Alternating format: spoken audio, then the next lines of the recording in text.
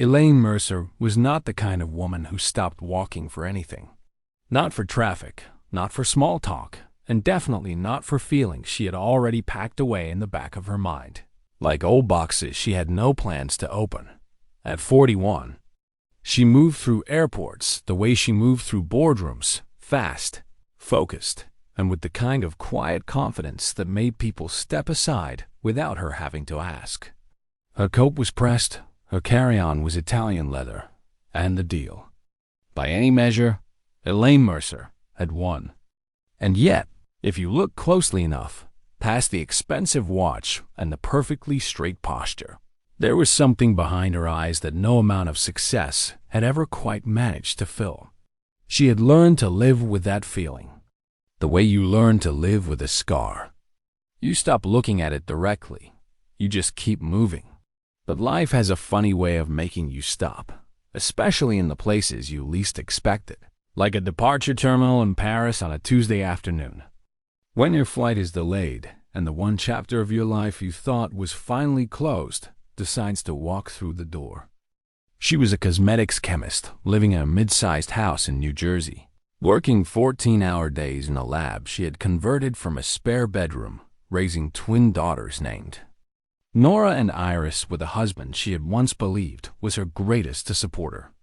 Daniel Mercer came from old money. The kind of family that had portraits on the walls and opinions about everything. When Elaine first met him, she thought his confidence was strength. It took her years to understand that confidence and control are not the same thing. In the beginning, he encouraged her work. But somewhere along the way, when it became clear that she actually might, something shifted in him. He started calling her obsessive. He told her the girls needed their mother present, not buried in formulas and lab notes. He made her feel guilty for the very ambition he once said he loved. He took the patent for the formula she had spent 3 years developing, the formula that would eventually become the foundation of her entire company, Lumiere Labs, and he registered it in his own name. By the time Elaine discovered what he had done, the divorce papers were already being drawn up. What followed was the kind of legal battle that leaves marks on a person that therapy can only partially reach. Daniel's family hired lawyers who were very good at making good people look bad. They painted Elaine as a woman who had abandoned her family for her career.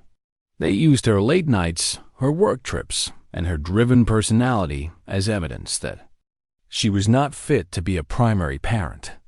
The judge, looking at the picture those lawyers painted, gave Daniel primary custody of Nora and Iris, who were just 8 years old and too young to understand why their mother was suddenly not at breakfast. Every morning, Elaine was given scheduled visits. Visits that Daniel found endless creative ways to interrupt, delay, or cancel entirely. A legal motion filed just days before a planned visit. After a while, the visits became phone calls. Then the phone calls became letters. Then even the letters started coming back unopened, and Elaine never knew if that was Daniel's doing, or if the girls had simply grown up being told a version of her that she didn't recognize. She threw herself into her work because it was the only place where effort was directly rewarded. She rebuilt from scratch.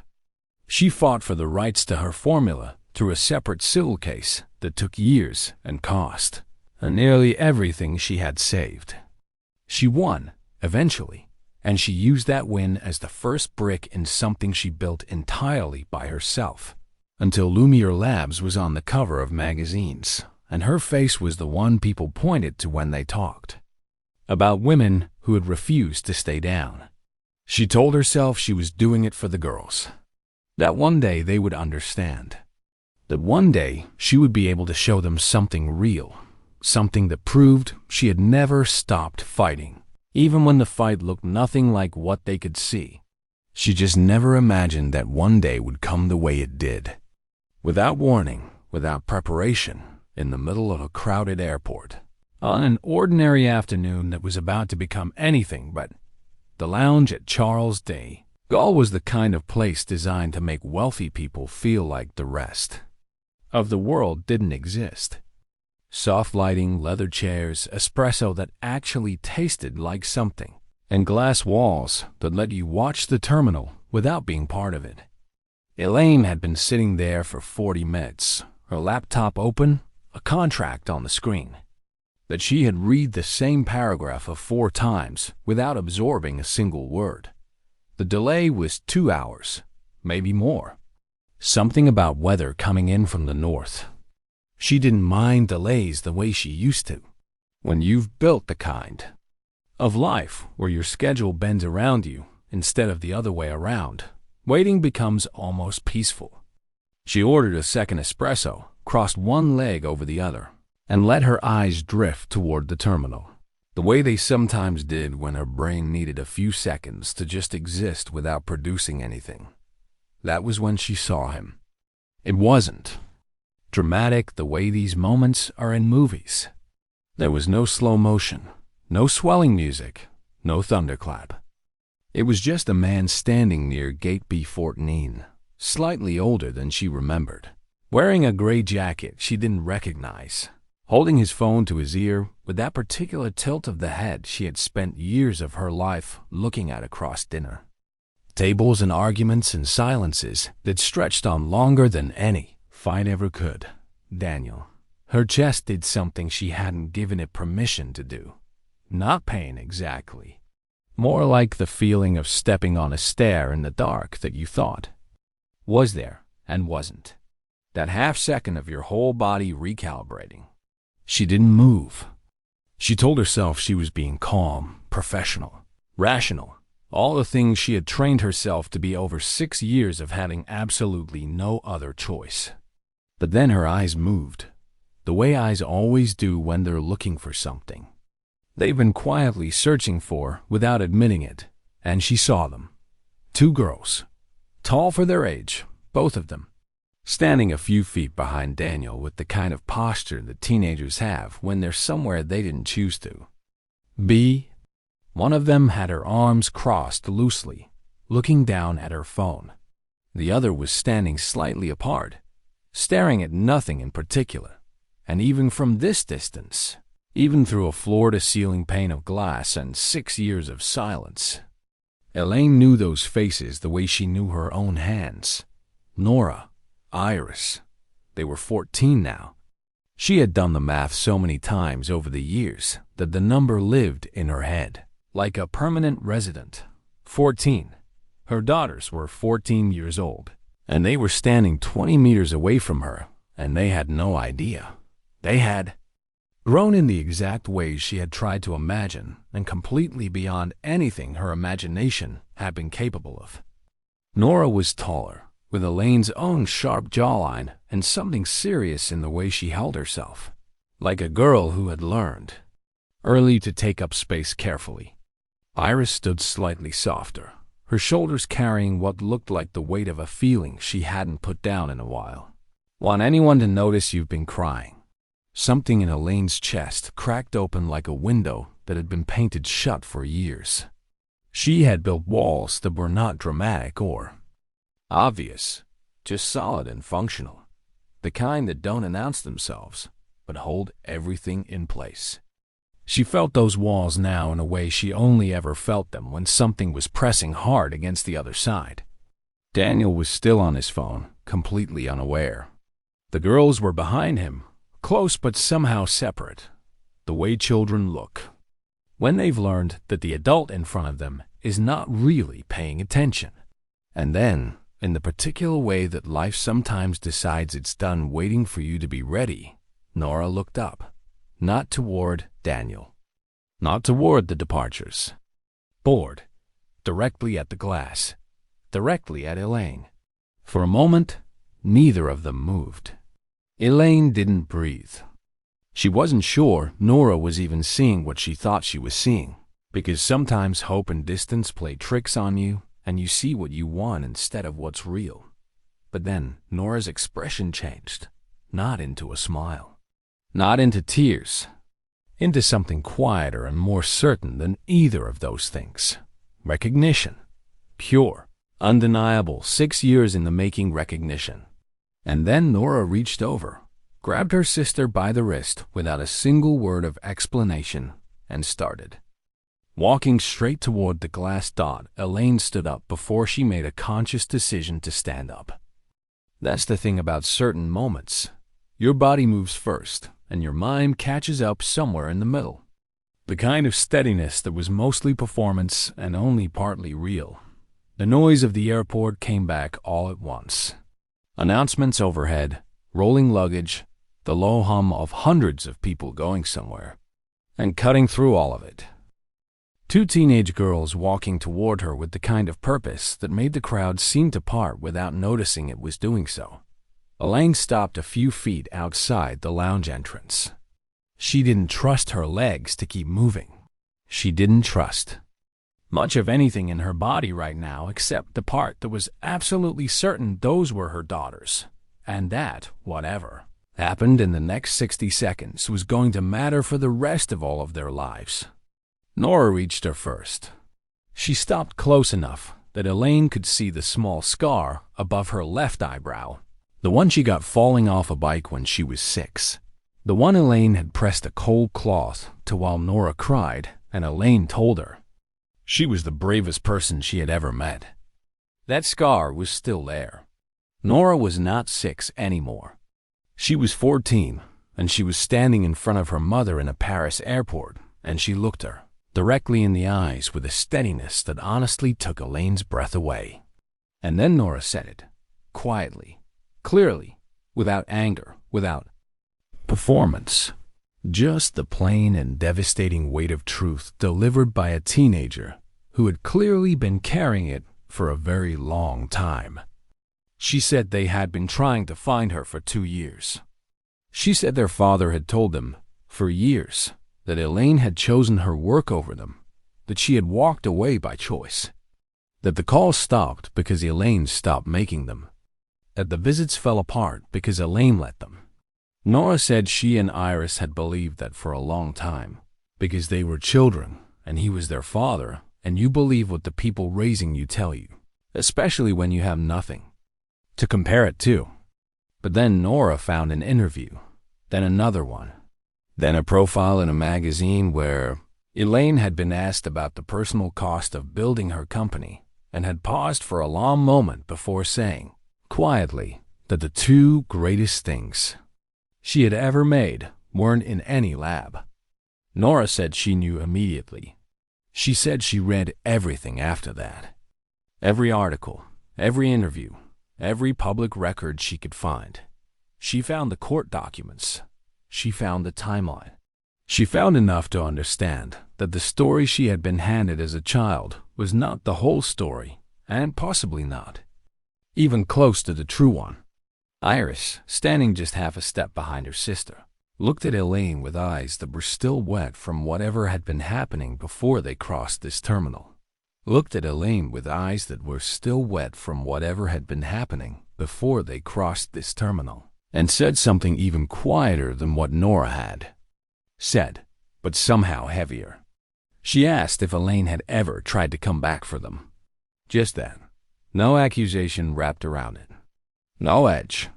Just the girl who needed to know if her mother had fought, because if she had fought and still lost, then that was one kind of pain, and if she hadn't fought at all, then that was a completely different kind, and Iris needed to know which one she had been living with. Those words were the ones that stopped Elaine cold, not because they hurt in the way sharp words hurt, but because they didn't accuse her. They trusted her. They gave her the benefit of a doubt that she had spent 6 years wondering if her daughters would ever extend to her. And here was Iris, 14 years old, standing in a crowded airport, offering it with both hands. Elaine opened her mouth, and then closed it again because the honest answer required more than one sentence, and she refused to give these girls anything less than the complete truth after everything they had already been handed in place of it. She reached out slowly and touched Iris on the face, just briefly, just enough, and she told her yes. She said yes, she had tried. She said she had never stopped trying. And she had the legal bills and the sleepless years and the company she built in their name to prove every single word of it. And that was the moment Daniel finally looked up from his phone. Daniel looked up from his phone the way people do when they suddenly sense that the air in a room has changed, and they don't yet know why. His eyes moved first to the girls, then followed their positioning, and then landed on Elaine with the particular expression of a man who has spent years being certain about something, and has just watched that certainty walk up and introduce itself as a problem. For a second, he didn't move. Neither did she. The two of them stood there in the middle of Charles de Gaulle Airport with 6 years of history and damage, an unfinished legal business sitting in the air between them like something physical. Something you could almost reach out and touch. Then he put his phone in his pocket and walked over with the kind of controlled pace that people use when they want to look calm but are absolutely not calm, and he positioned himself slightly in front of the girls in a way that was probably instinct, but read to anyone watching as exactly what it was. Elaine noticed it. The girls noticed it too. She could tell by the way Nora's jaw tightened just slightly, the way Iris took a small step to the side rather than behind. These were not children who were unaware of the dynamics playing out in front of them. These were teenagers who had been living inside those dynamics for years and had quietly, carefully been paying attention to every single detail. Daniel's voice, when he spoke, was smooth in the way that people practice smoothness until it becomes a reflex. He said something about this being unexpected, about the girls just wanting some air in the terminal, about how they had a flight to catch, and this probably wasn't the best time for an impromptu reunion. He used the word reunion like it was something slightly embarrassing, something that belonged in a different, less sophisticated context. Elaine looked at him for a long moment. She had rehearsed versions of this confrontation in her head more times than she would ever admit to anyone. In some versions, she was cutting. In some versions, she was cold. In a few of the 3 a.m. versions, she was neither of those things, and that was the most honest truth about who she actually was underneath all the armor. But standing here now, with her daughters on one side and the man who had dismantled her family on the other, she felt something she hadn't expected to feel. Clarity, not anger, not grief. Just a clean, quiet, absolute clarity about exactly what she was going to do next. She didn't respond to Daniel at all. She took out her phone and made the first call. Her legal team picked up on the second ring because her legal team always picked up on the second ring. That was what she paid them for. And she spoke for less than 90 seconds, clearly and specifically, outlining where she was, who she was with, and what she needed set in motion before the end of the business. Daniel's expression shifted while she was on the call. The smoothness started to develop edges. When she hung up, she made the second call to the school counselor whose name and number she had saved in her phone for over a year, because one of Elaine's most trusted investigators had quietly identified her as a person of significance in the girls' lives. The counselor answered, and the moment she heard Elaine's name, her voice changed in a way that told Elaine everything she needed to know about how much this woman already knew and how long she had been waiting for this call. What came out over the next several minutes, pieced together between that call and what the girls themselves began to explain, was something that reframed the entire airport encounter from coincidence into something else entirely. Nora and Iris had not stumbled into this. They had planned it. For months, the two of them had been quietly and methodically building something while living inside their father's house, moving through their ordinary days, doing their homework and eating their dinners, and giving no visible sign that underneath all of it they were constructing a way out.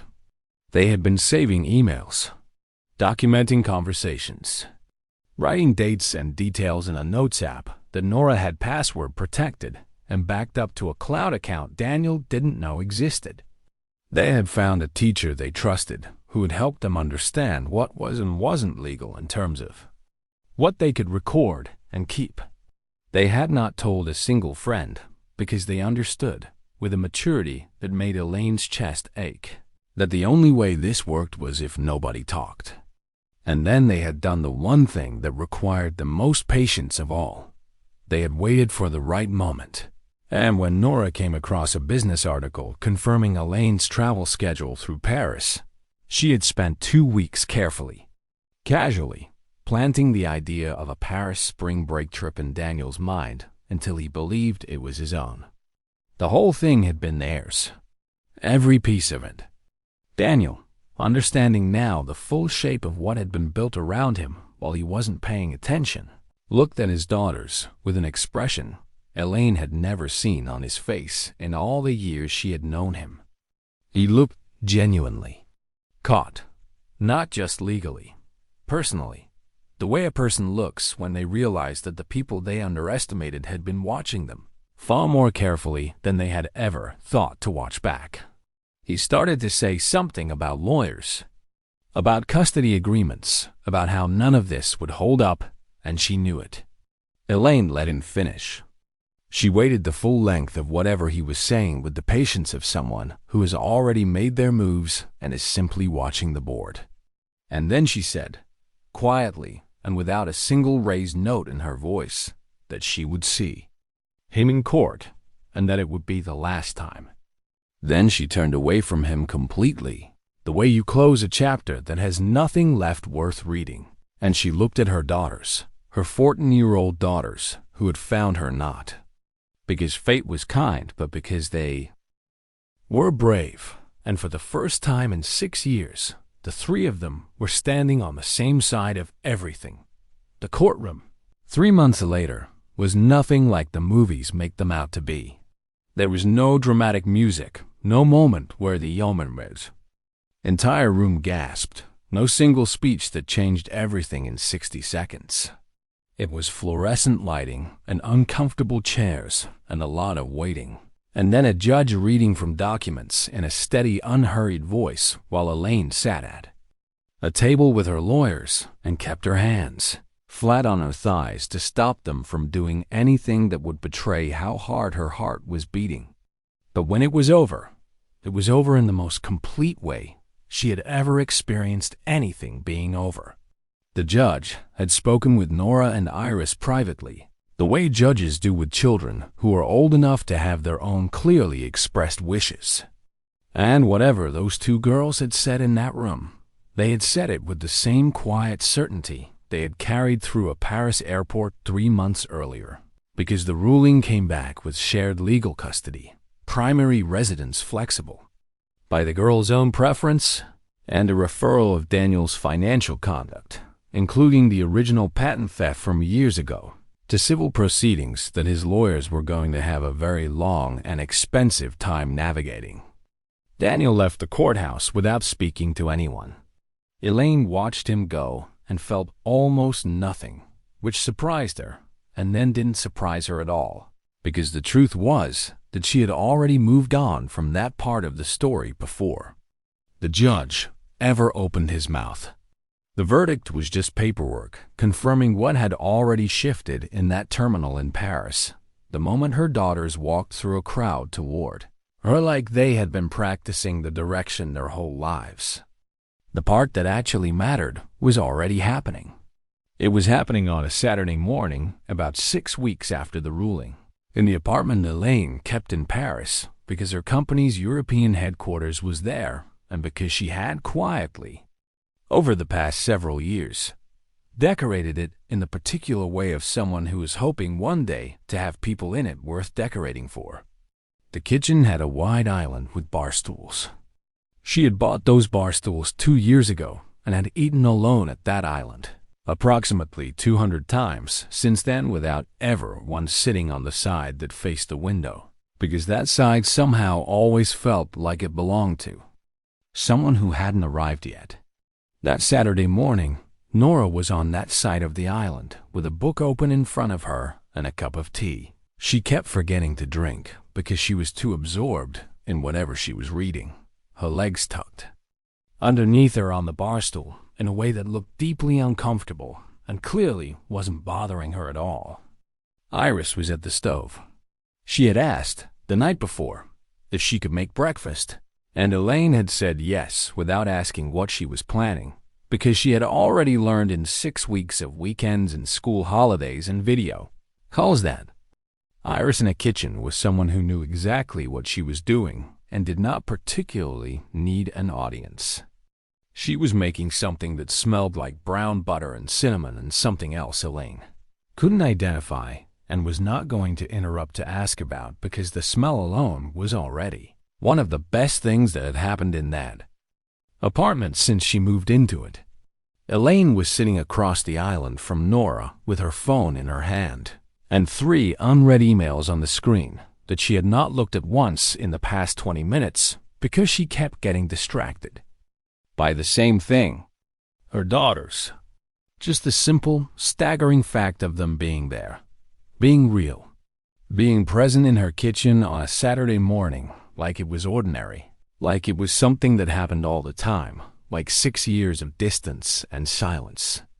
And missing them in a way that had no bottom to it had not in fact happened, and they had simply always been here, reading and cooking and existing in her space like they belonged in it, which they did, which they always had. Iris looked up from the stove and caught her. She pointed the spatula in Elaine's direction and said, with the particular tone of a 14-year-old who finds her mother's behavior both understandable and slightly ridiculous, that she was staring again. Elaine did not even try to deny it. She said she knew. She said she was making up for lost time. Iris held her gaze for a moment with an expression that was trying to stay unimpressed and not quite managing it. And then she turned back to the stove and quietly smiled at the pan. In front of her, the kind of smile that isn't for anyone else. The kind that just escapes because the feeling behind it is too full to stay completely inside. Nora didn't look up from her book, but reached across the island and tapped the back of Elaine's hand once lightly, the way you touch something you're glad is there, and then went back to reading like nothing had happened, like that small tap hadn't just said everything that 6 years of letters and courtrooms and airports had been trying to say and hadn't quite managed to the way that one quiet gesture did. Elaine looked down at her hand where Nora had touched it. She looked at the kitchen. She looked at the bar stools on the window side that were finally being used. And she thought about how she had spent years building something the whole world could put a number on. Something with a valuation and a logo and a name that people recognized on 5 continents, and how none of it, not one single dollar of it, had ever felt as solid and real and worth everything as this ordinary Saturday morning with her daughters in her kitchen, making breakfast, reading books, existing in the particular beautiful way that people exist when they are somewhere they have chosen to be, somewhere that finally, after everything, feels like home. The end. Thanks for watching my video. Subscribe my channel Velmorith Crown. Like, subscribe and share.